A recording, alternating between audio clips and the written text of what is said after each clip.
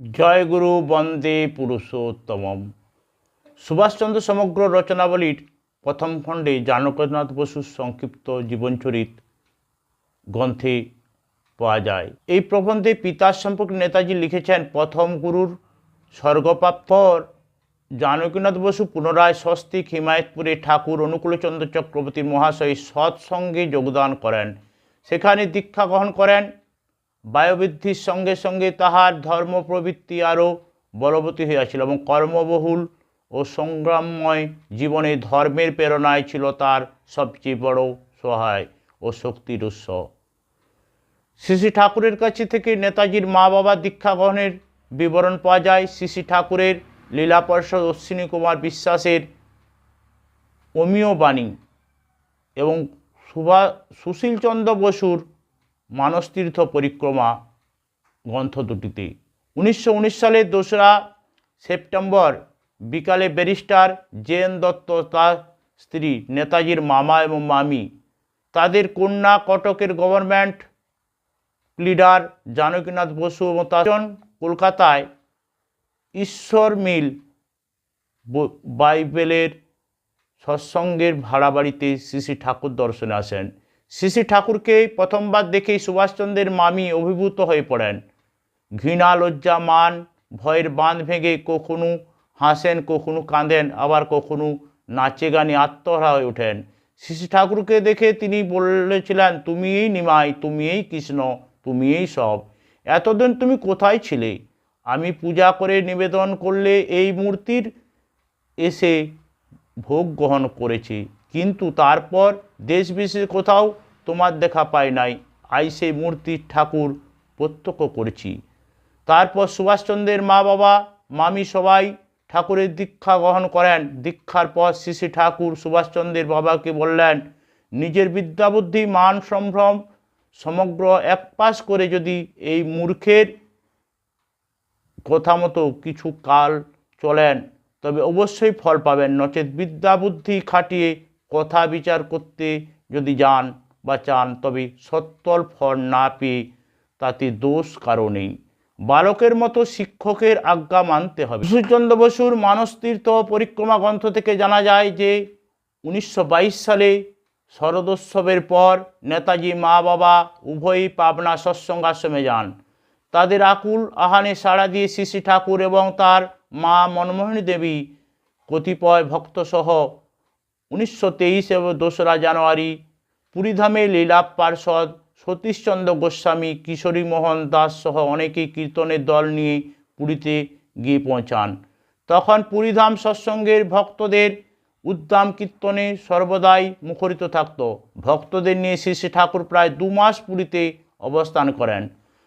সৎসঙ্গীদের থাকা খাওয়ার খরচ এমনকি বাড়ি ফিরে যাওয়া পর্যন্ত পাথেয় পর্যন্ত দিয়েছিলেন জানকীনাথ এবং প্রভাবতী দেবী।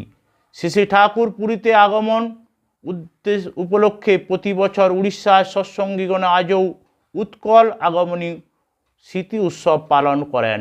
সুভাষচন্দ্র তার মা বাবার গুরুদেব শ্রী শ্রী ঠাকুরের অন্তর থেকে গভীর শ্রদ্ধা করতেন।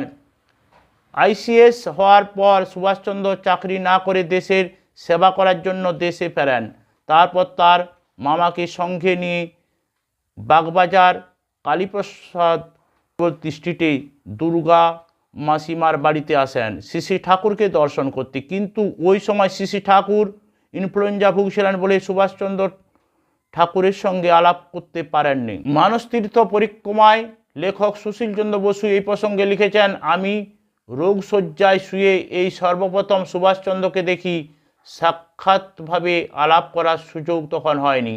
এই ঘটনার কয়েক বছর পর সুভাষচন্দ্র পাবনা সৎসঙ্গ আশ্রমে পরিদর্শনে আসেন। সুশীলচন্দ্র তাকে সঙ্গে নিয়ে সমস্ত আশ্রম ঘুরে ঘুরে দেখান। শ্রী শ্রী ঠাকুর ভাবধারা সমাজ সংস্কার নিয়ে সুভাষচন্দ্র বলেন, সাধারণত আশ্রম বলতে লোকে সন্ন্যাসী বা গৃহত্যাগীদের আশ্রমেই বোঝে। গৃহী হয়ে পরিবার পরিজন সহ আশ্রমে জীবনযাপন করার দৃষ্টান্ত আপনারাই প্রথম দেখাচ্ছেন। আশ্রমের সমস্ত প্রতিষ্ঠানগুলো দেখার পর সুভাষচন্দ্র শ্রী শ্রী ঠাকুরের কাছে এসে ভক্তিপূর্ণ প্রণাম নিবেদন করে বললেন, আমার মা আমাকে একবার আশ্রমটি দেখে যেতে বলেছিলেন, তাই দেখতে এলাম। বেশ দেখে ভালোই লাগলো। ওনার সৎসঙ্গের ভাবধারা নিয়ে বিস্তৃত আলোচনা হলো। তারপর তিনি শ্রী শ্রী ঠাকুরকে জিজ্ঞাসা করলেন, দেশের জন্য তো অনেক কাজই করা আছে, তাহলে দেশের সেবা করতে হলে কোথা থেকে কাজ করতে আরম্ভ হবে, এই বিষয়ে আপনার মত কী? এই প্রশ্নগুলির উত্তরে শ্রী শ্রী ঠাকুর বললেন, আমার কথা হচ্ছে দেশের কাজ করতে হলে প্রথম মানুষকে তৈরির প্রোগ্রাম নিতে হবে। ভালো মানুষ পেতে হলে বিবাহ সংস্কার শীঘ্রই প্রয়োজন। বিবাহগুলো সুসংগত হতে হবে। সুসংগত বিয়ে মানে বর্ণ, বংশ, আয়ু, স্বাস্থ্য ইত্যাদি সঙ্গতি করে বিবাহ।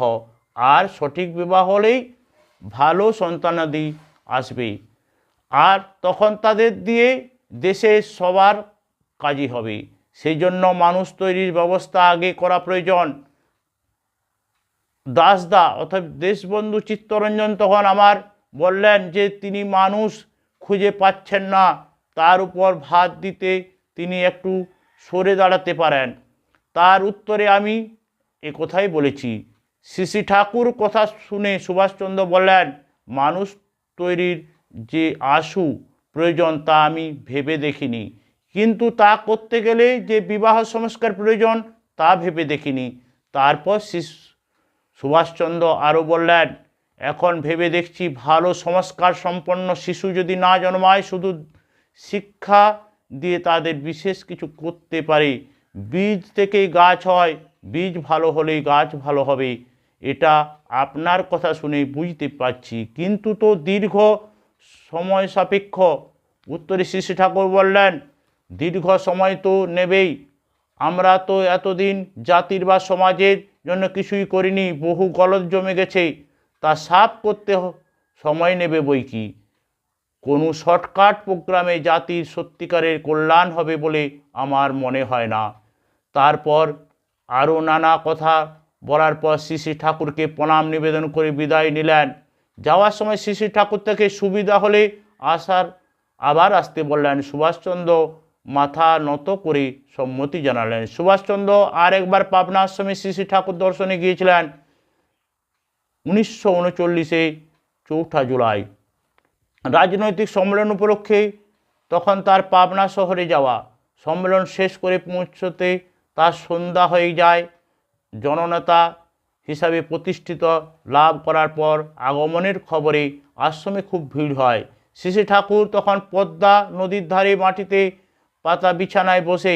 শ্রী শ্রী ঠাকুরকে দর্শন করে যাওয়ার সময় তিনি সুশীল বসুকে বললেন, শ্রী শ্রী ঠাকুর, কয়েকটি কথা জিজ্ঞাসা করব বলে এসেছিলাম। এত লোকের ভিড়ে তা আর সম্ভব হলো না। এটাই ছিল শ্রী শ্রী ঠাকুরের সঙ্গে সুভাষচন্দ্রের শেষ সাক্ষাৎকার। নেতাজির জন্মশতবর্ষ উপলক্ষে সৎসঙ্গের মুখপত্র আলোচনা অশ্বিন 1404 সংখ্যায় শ্রী শ্রী ঠাকুর, অনুকূলচন্দ্র এবং নেতাজি সুভাষচন্দ্র প্রবন্ধে লেখা হয়েছে, সুভাষচন্দ্র যখন আশ্রমে আসেন তখন আমি বালক মাত্র। সুভাষচন্দ্র যখন শ্রী শ্রী ঠাকুরকে দর্শন করে আমাদের ঘরের সামনে ফিরে যাচ্ছিলেন তখন তাকে আমি দেখি।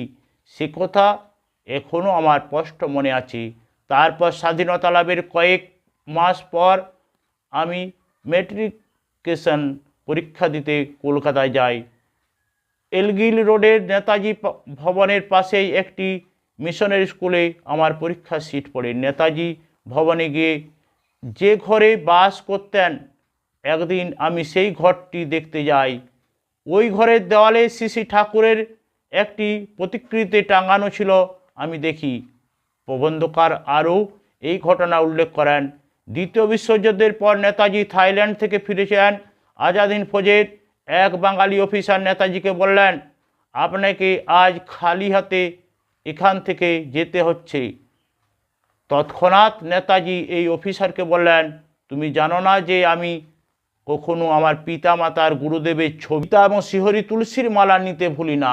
এগুলো আমার সঙ্গে থাকে বলে মনে হয় যে একটা সাম্রাজ্য বহন করে বেড়াচ্ছি। শ্রী শ্রী ঠাকুর ফটো সবসময় তার সঙ্গে থাকতো। এই কথাটির মধ্য দিয়ে বোঝা যায় যে সুভাষচন্দ্র শ্রী শ্রী ঠাকুরকে তার হৃদয়ের কত গভীর স্থানে দিয়েছিলেন। সকলকে জয় গুরু, বন্দে পুরুষোত্তম।